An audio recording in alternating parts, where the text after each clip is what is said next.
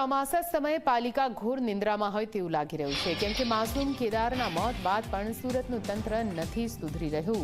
Delhi gate main road પર ઢાંકણ વગરની ખુલ્લી ગટરો જોવા મળી। આ ખુલ્લી ગટરના કારણે ગમે ત્યારે સર્જાઈ શકે છે અકસ્માત। 15 ફૂટ ઊંડી ગટર ખુલ્લી મૂકી દેવામાં આવી છે, સાથે કોઈ પણ બેરિકેડ લગાવવામાં નથી આવ્યું। હજારો વાહનની અવરજવર માટે મોતની ગટરો જાણે ખુલ્લેઆમ મૂકી દેવામાં આવી હોય તે પ્રકારે ખુલ્લી જોવા મળી।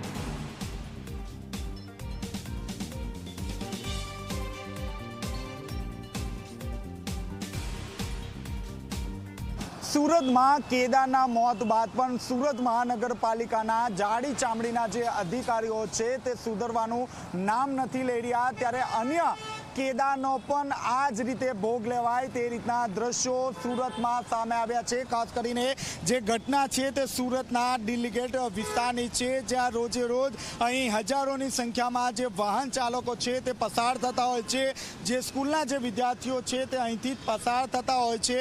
ત્યારે ખાસ કરીને દિલ્હી ગેટ વિસ્તારમાં જે ગટર છે તે ગટરનું ઢાંકણું ખુલ્લું હતું। સોશિયલ મીડિયા પર આ જે વિડીયો છે તે સ્થાનિક લોકો દ્વારા બનાવવામાં આવ્યો હતો અને વાયરલ કરવામાં આવ્યો હતો। ત્યારબાદ જાડી ચામડીના જે અધિકારીઓ છે તેમનું બુદ્ધિનું પ્રદર્શન કર્યું છે। જ્યાં ગટર ખુલ્લી હતી ત્યાં આ રીતે બેરિકેડ મૂકી દેવામાં આવ્યા હતા અને બીજી તરફ આ જે ગટર છે તેના ઉપર લાકડાનું સનમાઇકા ચીપકવામાં આવ્યું છે। આપ જોઈ શકો છો હાલમાં 15 ફૂટ ઊંડી આ ગટર છે। જો કોઈ વ્યક્તિ કે વાહન ચાલક આમાં પડે તો તેનો જીવ જતા વાર નહીં લાગશે। હાલ તો સુરત મહાનગરપાલિકાની ઘોર બેદરકારી ગણી શકાય, કારણ કે જે ગટર ખુલ્લી હતી તેના ઉપર ઢાંકણ લગાડવાના બદલે આ રીતે લાકડાનું જે સનમાઇકા છે તે મૂકી દેવામાં આવ્યું હતું અને એની પર આ રીતે જે લાકડાનો જે દંડો છે તે દંડો ગોઠવી દેવામાં આવ્યો છે।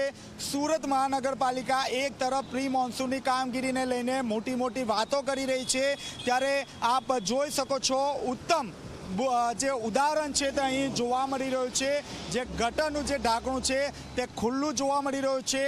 લોકો ટેક્સના પૈસા ભરતા હોય છે ત્યારે પૂરતી સુવિધા તેમને મળે તેવી આસ પણ હોય છે, પરંતુ ક્યાંક તે ક્યાંક જે જાડી ચામડીના જે અધિકારીઓ છે તેમની પાસે સમય નથી કે આ ગટરનું જે ઢાંકણું છે તે ઢાંકણું તેઓ દ્વારા લગાડવામાં આવે। હાલ ઝી24 કલાકના અહેવાલ બાદ સુરત મહાનગરપાલિકાના અધિકારીઓ ક્યારે ગટરનું ઢાંકણું લગાડશે તે તો જોવું રહ્યું। કેમેરામેન વિજય બેસાણી સાથે ચેતન પટેલ, ઝી મીડિયા, સુરત।